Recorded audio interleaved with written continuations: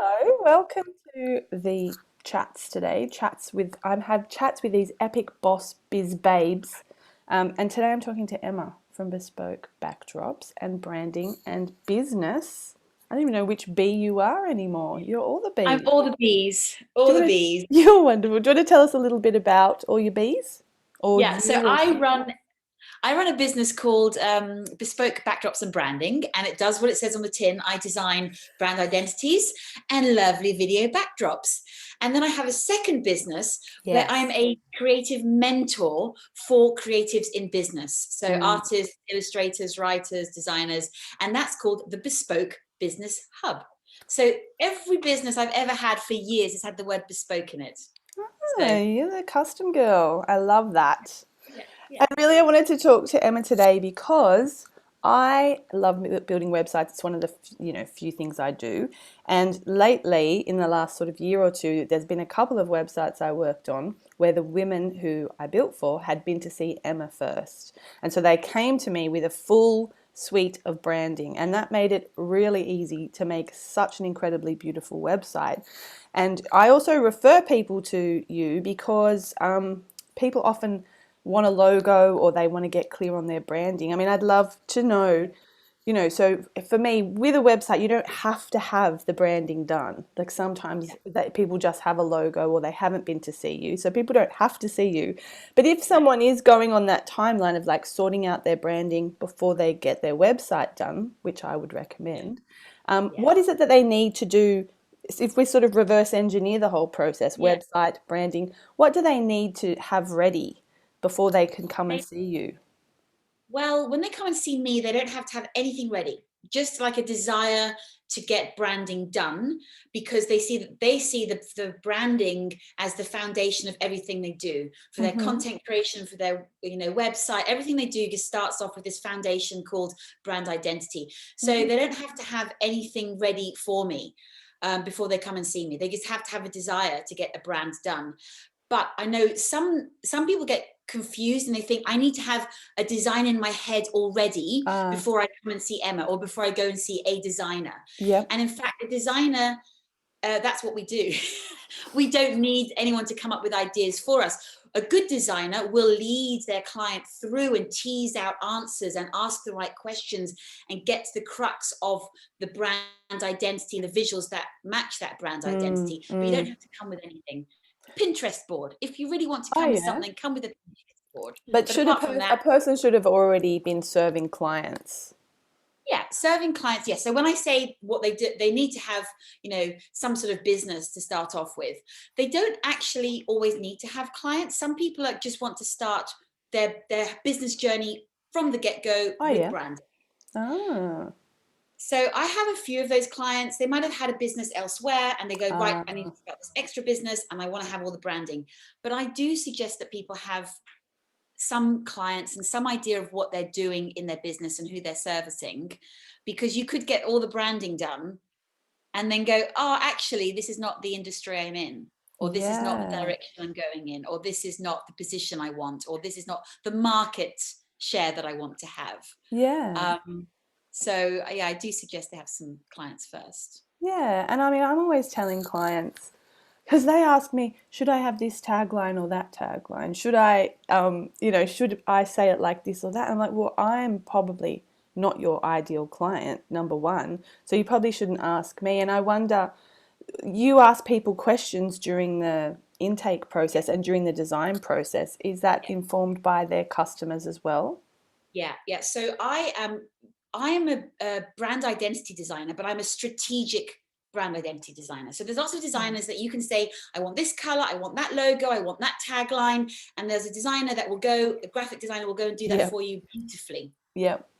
But I look at it more strategically. So I don't just tell people, what their brand's going to look like. I will go and do strategy with them. So we have like an hour or 2 hours of strategy exercises I take my clients through, brand strategy exercises that I learned from my mentor and my teacher who Mm, did brand strategy for Disney for Sony, yeah. or he was head of VP at PepsiCo. So I'm learning all these, taking it to my clients. And then once we've done the strategy and we look at the marketplace and the positioning and all these things in business that even apply to small businesses, it doesn't matter if you're big or small, the strategy is the same. Yeah. And then we go, right, what is the design that's going to fit with the strategy, with your market? And then you think, what's the tagline going to be? That's that kind of thing. So all the brand decisions that we make are informed, and they're not just pulled pie in the sky. So we kind of get that sort of that happy balance between what the client really wants and what's an expression of them as a person, as a business owner, their vision, their values. But then we also look at a marketplace around it, and that's how we come up with, you know, things like taglines and brand identities and Yeah, logos. cool. I didn't realize you did the taglines. Yeah, I come up with business names as well. I've just named a business in the state in England. They're coming up to £1 million annual revenue, and they needed a whole new name. So I did I named their business, Oh, which that's again so had cool. yeah. Oh, I'm just learning more the scope of what you do because I don't have a structure to guide people through. I mean, I am also creative and I enjoy the creative process. And I guess, you've just been working on that stuff for longer and you have a more established practice around it. So I can like work with someone, but I don't know how many hours it takes or what to charge them. So it's great to know that it covers all of that as well. And I know that you do also just do logos if someone's like, no, I just need a logo. But I also know that you're busy I'm fully booked. and you're Most of squeezing the in time I'm fully logos. booked. Yeah, I still do logos. Yep. I'm Cool. more than happy to do a logo for my clients. Again, we don't do the whole strategy session, Mm, obviously, but mm, I will definitely go through, we'll have a like 45-minute session together while I'll ask all those questions and tease those ideas out. And then I mm, come up with suggestions for the logo.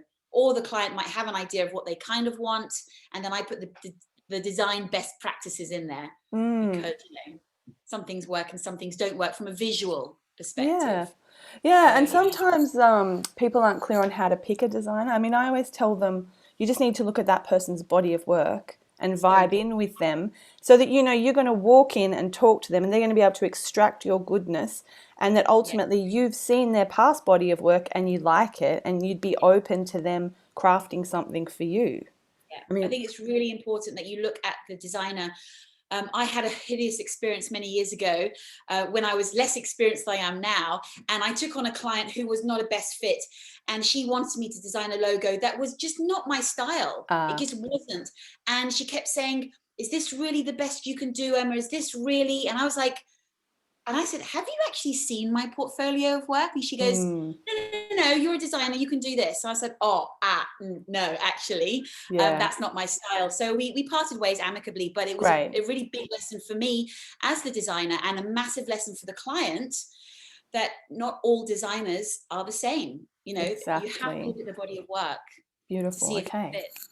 I'm Yeah. winning. I'm giving all the right tips then. And also, with a project like a website, I always say to my clients at the end, because, we talk about price and this and that and the process. And I'm like, look, essentially, we're kind of going to have a baby together and there's going to be good days and bad days. So if you think you actually can't deal with my personality and if you and I go through a hard time together, which there are going to be days where it's challenging and a little bit uncomfortable, you Yeah. just need to feel comfortable that you and I can take that journey together because Yeah. essentially we're going to be emailing each other, looking at stuff together. And if we don't get along, there's lots of people can do this for you. I mean, website more than design because no one can design like you, but website building, it's like so many people can build you a website. It's more about do we get along? It's Mm, so important. And I say to my clients and the general, population out there, when you do choose a designer, make sure that they invite you for a Zoom chat or some sort of telephone call or some kind of one-on-one. Do not mm, just fill out a questionnaire. A lot of designers will say, here's the questionnaire, fill it out, and then I'll get back to you with the designs. You mm, need to have that little, even if it's a 10-minute, discovery chat with your designer, just to see if you get on. Because like you mm, say, there's going to be times where you need to, knuckle down and, get to the nitty gritty of things. And you need to mm. be able to do that with, a nice connection between the two of you. It's So helpful anyway. it's really helpful. Yeah, yeah. Yeah, yeah. And there's other things you do as well. Like how I initially came upon you is because of your beautiful backdrops. So that's another fun thing people could do if they had their branding done with you, or even if they don't, I know you've got some on spec. Is that what they call it? People can just buy a backdrop ready to go. Or Not not anymore. anymore?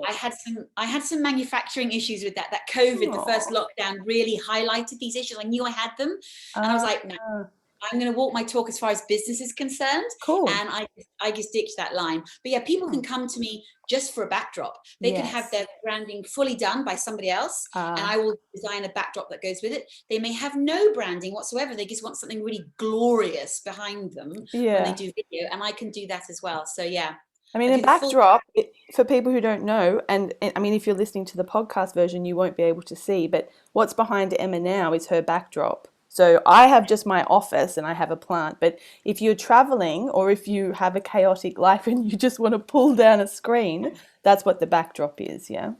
It's so true. And in fact, today I've got moving boxes behind this backdrop There you because go. we're in the middle of moving house, but no one will know. So I can show up to my client calls and I've got this beautiful on brand, Yeah. custom designed backdrop. Yeah, and there are some, I mean, yours is beautiful as well, and I've seen so many beautiful ones that you've created. So if someone thinks that sounds good, I would recommend checking it out because I Yeah, know you can just get one from Vistaprint or something, but when it's branded, when you see someone with their branded backdrop, it's just an expression of them. It's not just exactly. something arbitrary to hide the mess. Exactly. And the whole branded thing as well, it goes beyond just a logo and a photograph. Because you could go to anywhere and get something printed up on a media wall with your logo and a photograph or some sort of graphic design. But this is kind of Mm, takes it to the next level of creativity mm. and customization. And I love that. And I feel like branding is so much of a process of allowing people to experience a greater part of you. Like, yes, there's a logo, yes, there's font choices, and yes, there's color choices, but it's that transmitting of the energy of a person Yes, that can happen through visuals. That all that happens on an emotional and a non-verbal absolutely. level for human little mammals with our little mammal ways. It's So, so true. We do. yeah. The brand goes, the logo and the colors that you see should just be the end of a long process or a process to distill the absolute essence of your brand. And that includes the Mm, brand experience. So, and that is kind of baked into everything, the brand experience, through the visuals, through your content, through your messaging, through your website, mm, all of that. And the mm. logo is just a representation of it. It's not the Yeah. be all and end all. Your brand is not your logo. Your logo is just an icon that and a name that represents the entirety of what your brand stands for. That's a quote. That's gold. I love that. I'm just always trying to find a succinct way to explain the logo. Often, if people don't have branding, I'll just say just choose two fonts. We're just going to put that on for now because that's the thing with a website is it can evolve. So someone could, Yeah. just get something up for now, and then later on they might look at branding with you. So there's not a strict way to do it. No, there's So, no strict way. You could do it however feels right for you in your business. You might have had a website done with you and no particular branding, and you've got the website completely beautifully created and it functions the way it needs the website to function.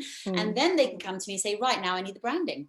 exactly. We Or can it works the other way around. float. They get the branding first, and then they come to you and say, "Here, I've got everything for you." I mean, and from experience, the website's never finished. That's one thing I want people to know. The website's actually never finished, people. You can always keep moving on with it. Absolutely, and that's why it's Yeah. good to have the branding, because at least you've got that body Anchor. of Mm, identity and visuals that your brand designer can work with as you it's develop. so fun building a website with the assets you send through. Because also, And so Emma sent through to me with these particular clients, they had their logo and they had their colors and fonts, but they also had these beautiful, like branded patterns that we could yeah, slot in and we can parallax is parallax where the scroll. background stays still and the front part moves, and we can parallax over it or we have it in little shapes, and it just elevates the website like crazy. Yeah, I think every brand should have its signature pattern. Like Louis Mm, Vuitton, the pattern. There's people that you'll recognize through their pattern or texture in their brand. Nothing to do with their logo, but you'll true. go, that's that person's brand or that company's brand because of a pattern, Ah, a signature pattern. So I do that for all my clients. oh, I It's a love that. non-negotiable. When I do branding, they all get little icons that Yeah. you can use on websites, hand-created icons, imagery, illustrations, and they get a signature pattern. Yeah, I love So that. And it's useful for you It's now. a beautiful suite of things. And then the last little thing that I'd love to touch on, we've got the branding, the backdrops, and then the mentoring. So I know some people who follow me are creatives, they're writers or artists, and Yeah. there's a lot of confusion with being in a creative flow and Yes. and having structure. And I guess, there are also, I don't even guess, I know there are a lot of other aspects of business, especially if you're a creative person and you identify as that, that you need Yeah. to wrangle with to turn your beautiful expression into something that's actually going to generate money for you. It's so true. That's why I started my own mentoring program about a Mm, year ago, mm, because I am an artist. I started my career 20 odd years ago as an artist, selling my artwork in market stalls and cafes in Europe, yeah. and it's just morphed. And I still use my artwork, but Mm, it's kind of artwork with a purpose, and that's yes. design. And Mm, so I realized about a year ago that there's so many creatives out there who are so good at what they do creatively, but the whole business thing is a bit of a challenge, and they don't know, even the mindset of the starving artist. We have to get over that first before mm, we start making money from our creativity. Society mm, has perpetuated this starving artist ethos, and we have to get our mindset right, that we can charge for things and not work for free and make good money from our art. And it can take many forms. So I've mm. done this creative mentorship program, and we've got 14 beautiful members, and it's just fabulous. We meet every month, mentoring, and I just get such a kick out of it, Yeah. doing the creative side and then helping with the business side. Yeah, because we all learn so much through running our businesses, and it just seems to make sense to share that with people who don't have certain Yeah, pieces in place. Like, I love all your posts about boundaries and like not working for free. Like, yeah, you don't go to a builder and ask them to just knock up a shed and then at the end, maybe you'll buy sell it. it. Yeah, Yeah, or maybe tell if your I mates like about. it. Yeah, yeah, yeah. Absolutely. And that's the thing with business. There's a lot of business coaching out there and business mentoring, and it's fantastic. And I've taken some myself over the years. But when you're a creative, there's always that missing piece of the puzzle when you do those other courses or other mentors, because they're not creatives. They don't necessarily understand the creative process, whether Mm, it's an artistic creative process or a design creative process with clients, mm, taking them through review and revision rounds. There's all those pieces missing. So I was thinking, I need to fill that gap mm, and be that missing puzzle piece for mm. the creative people in business. Yeah, And well, I yeah, I'm loving remember at one point I posted something somewhere about, oh, I love art and I'd love to like weave that into my business more. I'm thinking about doing graphic design, and this it. huge thread of people going, if you love your art, don't become a graphic designer because you have to deal with clients and blah, blah. If I knew, like, so many women had had this experience where the thing that they love, the art and the beauty, and they just weren't prepared when they entered the business space for how to deal with clients and all the Yeah, whole project management aspect of yeah. things. And I was quite So shocked true. by the negativity. Well, can I tell you something? That digs even deeper. You can still be an artist and be a designer, graphic designer. It depends on how you set your business up when it comes to boundaries. There Mm, are graphic designers who will do as the client tells them to do. So you lose that sense of artistry. But you yes. can also be a designer like me who says, I don't work with other people's artwork. I don't work with other people's designs when I'm doing um, branding work. I will only use my own artwork. So those are the Mm, boundaries I've put in my business. yeah. So if you are a creative and you do want to become a designer, you don't have to go down the same road as everyone else does, Mm, which is be a cookie cutter, do as you're told, pixel pusher graphic designer. You yep. can use, and that's not to denigrate that. No, I There's a mean, place that's for everything. relevant. It's cost efficient and it's Oh, fast. And, absolutely. mm, Absolutely. But people think that's the only option for them when they're creative and they want to become a mm, graphic designer. It's not the only option. There are many ways you can use your art and be a designer or a graphic designer at the same time. mm. Yeah, well, I have a How to friend be who's a graphic comfortable. designer. He works for UNICEF and he's drawing all the time. And then when I saw his work, I was like, you're just making icons, buddy. Like, you're an amazing, he's an amazing illustrator. And I guess there is some artistry in crystallizing a piece of information into 4 lines. So I kind of get it. But it was interesting to me. Like, there is a lot of scope in what a graphic designer can do. And in your Huge. creative business, you get to make the rules. You get to make the choices. But a lot of people don't realize that. Mm, They think they've got to go down this kind of traditional path, and you don't have to. Mm. You can make it however you want it to be, and then you'll find your ideal clients who love your creativity. There's clients that don't want to, people that don't want to work with me because they don't want what my style or what I have to offer, and that's perfectly fine. They'll go and find the designer that works for them. But there are other people that go, gosh, I really want to have something that's hand created and Mm. hand drawn and that kind of thing, so they'll come to work with me. But a lot Mm. of people don't realize that. They think, oh, now I've lost my sense of creativity because Mm. I'm a graphic designer. Yeah, it was Be a that very way. interesting convo. And I guess, that's the thing, that reminds me that it's a mindset issue, is that it's okay if people say no. Like when you're in that like poor state, you're like, I just need money. And you kind of feel like you have to grab anybody. But then once you can be in a position mindset wise and stability wise where you can be Yeah, discerning and if someone says no, it's a blessing. Like I don't know if I I would have agree. wanted to go down the Yeah. path with them either. It's Mm. so true. And sometimes you, like you said at the beginning, you have to take on the clients that you don't want to work with because you don't know that until you work with them. And then you go, oh, 100%. that's not the kind of work I want to do. And now Yeah. you're more clear on what you do want to do. So yeah, you do sometimes have to just take work on because we all need to feed ourselves, Mm. um, and pay for living. But Mm. then as you go forward in your business, you can be more discerning and go, actually, that's not my ideal type of client or Yeah, my ideal type of project. 100%. Bravo. Yeah. Well, thank you so much for making time to chat with me today. My I'm going to pleasure. just link to, I know you're kind of everywhere, Facebook, Instagram. Your YouTube is so fun as well. I would highly recommend people check that out. So I'll link to Appreciate that. all of that. And is there something you're promoting right now that you want to mention? Not not promoting potential, but specifically, I've got a free brand audit. So if anyone wants me to have a look at their branding and do a free brand audit of what you're doing really well and what's maybe needs, some gaps that need filling, I could do a free brand audit for people. And of course, I've got my creative mentorship program, which I'll give you the link to. Awesome. Yeah. Thank you so much, Emma. I hope Thank this has you. been helpful for people, and I look forward to seeing you next time. See ya. Bye.